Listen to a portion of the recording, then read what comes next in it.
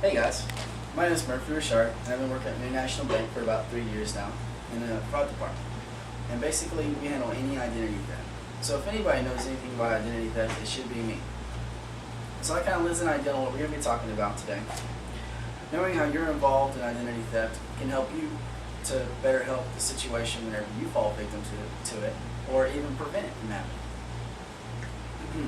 A lady left her purse at Quiznos, and in that purse she had identities, credit cards, and checks. Well, she called the National Bank to cancel her checks and her credit cards, but little did she know the identity within the purse was worth a lot more than her credit cards and checks. Well, we called Quiznos to see if we could get any video surveillance of the perpetrator who might have stolen the purse. Well, we were told that the manager would give us a call back, and when we didn't get days and days went by before we got a call back from him. And well, the manager explained to us that the video had been deleted or destroyed. And so the situation continues that anybody could have been involved. Managers, employees at Quiznos, even the owner. People who steal identities do not play favorites. And I know what you're wondering, how does this involve me? Well, according to the Federal Trade Commission, over 9 million people in America are affected by identity theft every year out of 300 that live here, the 300 million that is.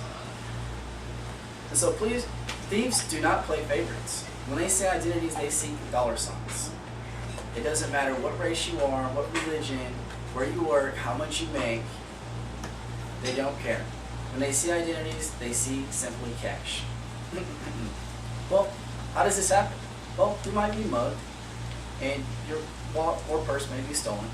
And so this kind of continues on into the fact that if your identities are within your purse or your wallet, they're worth a lot of cash. Or you may even leak your credit card information, and they find out who you are. Credit card information can always give sensitive information away when you call credit agencies. And people have been known to give away sensitive information like this over the phone. Or if your mail is stolen.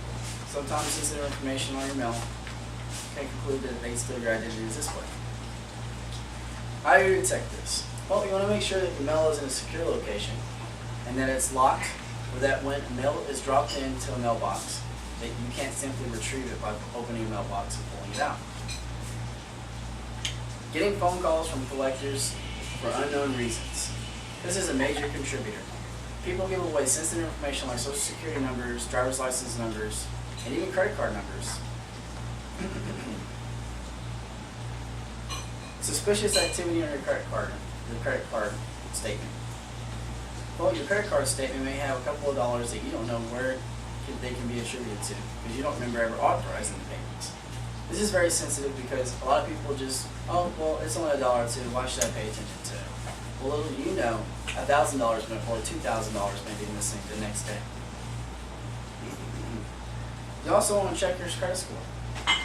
Your credit score means a lot to you. So when you go to apply for a loan, you want to make sure your credit score is built up. And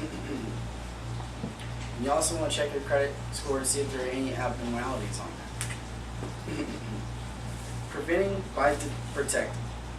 Don't give out sensitive information like social securities, credit cards, and driver's license numbers. Be sure that everything is set up in a secure location when it comes to sensitive information. Report any suspicious activities that may go on around your mailbox.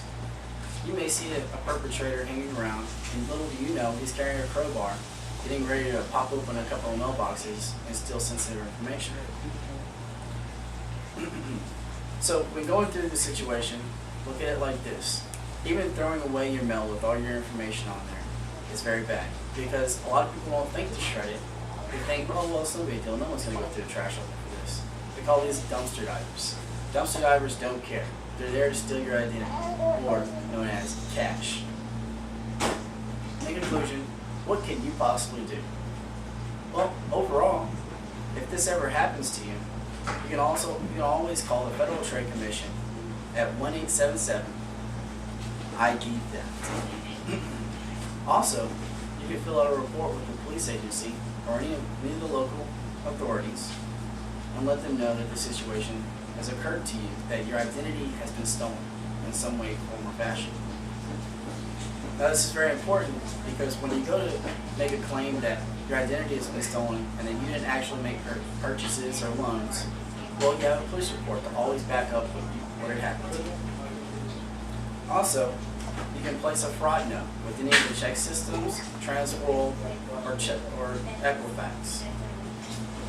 These people are known nationwide, and they can pretty much lend the idea to anybody that something has gone wrong on your account, like fraud, and that they need to look further to figure out who it is that they're handling at that branch or institution or loan office, wherever it may be.